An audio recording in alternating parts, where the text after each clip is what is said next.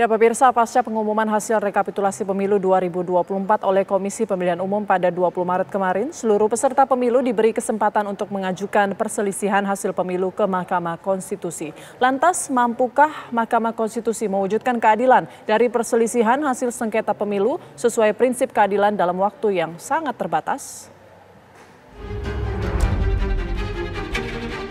Pasca pengumuman hasil rekapitulasi pemilu 2024 oleh Komisi Pemilihan Umum pada 20 Maret kemarin, seluruh peserta pemilu baik pasangan calon presiden dan wakil presiden, partai politik termasuk para caleg dan juga calon DPD diberi kesempatan untuk mengajukan perselisihan hasil pemilu ke Mahkamah Konstitusi.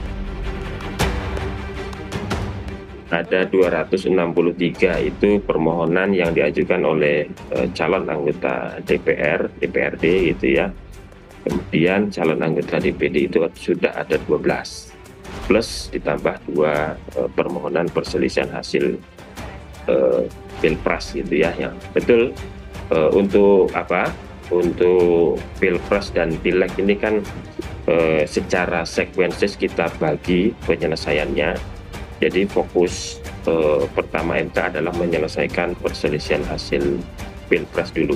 Tadi yang disampaikan Mbak Kamarate itu sidang pertama yang dimaksud adalah untuk sidang perselisihan hasil Pilpres. Nah itu kita mulai 27, hitungannya penyelesaian perkara Pilpres itu dari hari ini kita akan istilahnya kita akan registrasi permohonan dua pengajuan permohonan kemarin itu kita registrasi.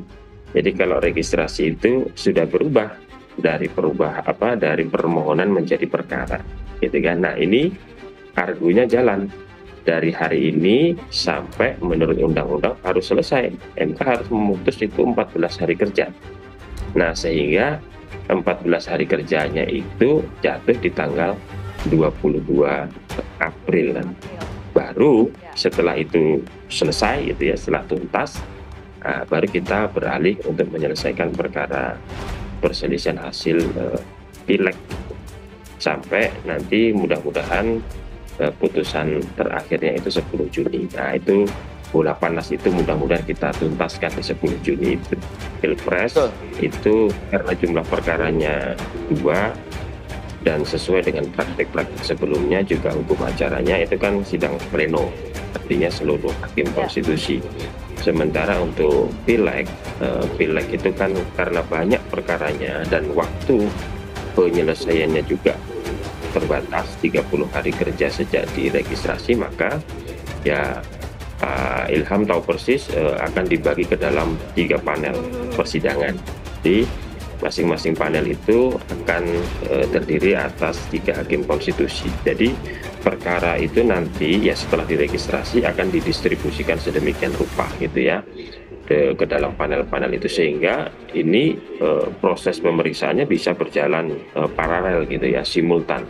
Ada 3 ruang sidang di Mahkamah Konstitusi yang semuanya nanti akan menyelenggarakan sidang panel itu. Nah tentu dalam konteks pemeriksaan itu kita selalu asas audi et alteram partem itu selalu diterapkan. Jadi bagaimana seluruh pihak itu didengarkan, diberikan kesempatan didengarkan untuk keterangannya itu. Jadi MK akan mendengar seluruh pihak itu. Sesuai aturan, pengajuan gugatan PHPU ini diberi waktu selama 3 kali 24 jam. Terhitung Rabu jam 22.19 waktu Indonesia Barat hingga Sabtu jam 22.19 waktu Indonesia Barat untuk Pileg dan jam 00 waktu Indonesia Barat untuk Pilpres. Kini, bola panas hasil pemilu berada di tangan 8 hakim Mahkamah Konstitusi yang memiliki waktu hingga 22 April mendatang untuk memutuskan seluruh gugatan yang masuk. Ya, kalau kuantitatif mungkin mereka melihatnya lebih kepada selisih perolehan suara. Jadi kalau kita melihat perolehan suara yang begitu jauh, harusnya memang quote and quote ya, seharusnya memang kalau menghitung dari kuantitatif ya tidak terlalu jauh gitu ya, sehingga tidak perlu lagi untuk melakukan sidang terlalu mendalam bahwa ini selisihnya terlalu jauh sehingga nggak perlu lagi didalami lah, misalnya seperti. Tapi kalau kita bicara soal ke kualitatif, tentu kita harus melihat apakah pemilu ini berjalan sesuai dengan peraturan perundang-undangan. Kemudian dia berjalan tidak ada kecurangan yang TSM, terstruktur, sistematik dan masif misalnya saja. Nah itu harus dibuktikan. Karena kalau itu terbukti, tentu harus ada entah bagaimana MK nanti memutuskan dengan segala pertimbangannya.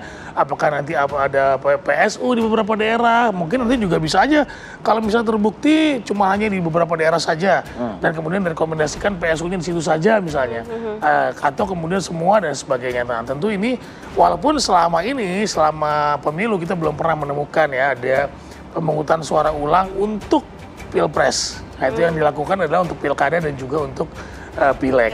Ya, persidangan di Mahkamah Konstitusi harus membuka semuanya ya, membuka tentang misalnya apa yang disampaikan oleh termohon itu dikulik lah, diselidiki lebih dalam, kemudian juga KPU juga harus memberikan statement-statement yang memperkuat bahwa kemudian apa yang dilakukan adalah sudah benar, menetapkan Prabowo dan Gibran itu sudah benar dan tidak ada yang salah. Nah ini nanti kita lihat bagaimana dialektika persidangannya itu seperti apa, dan nanti biasanya ada fenomena yang kita tidak tahu yang terungkap lah gitu ya. Nah itu biasanya dari saksi itu biasanya. Ya, dari saksi, kemudian juga dari saksi fakta, saksi ahli dan banyak sekali yang terjadi. Ini akan menarik dan menambah sebetulnya kasanah diskusi kita tentang pemilu, gitu ya. Nah ini baiklah untuk pengembangan demokrasi kita, tapi selama kemudian prosesnya terbuka, transparan, dan juga nanti para hakim betul-betul mempertimbangkan hasil dari persidangan tersebut. Lantas, mampukah Mahkamah Konstitusi mewujudkan keadilan dari perselisihan hasil sengketa pemilu sesuai prinsip keadilan dalam waktu yang sangat terbatas? Tim TV One mengabarkan.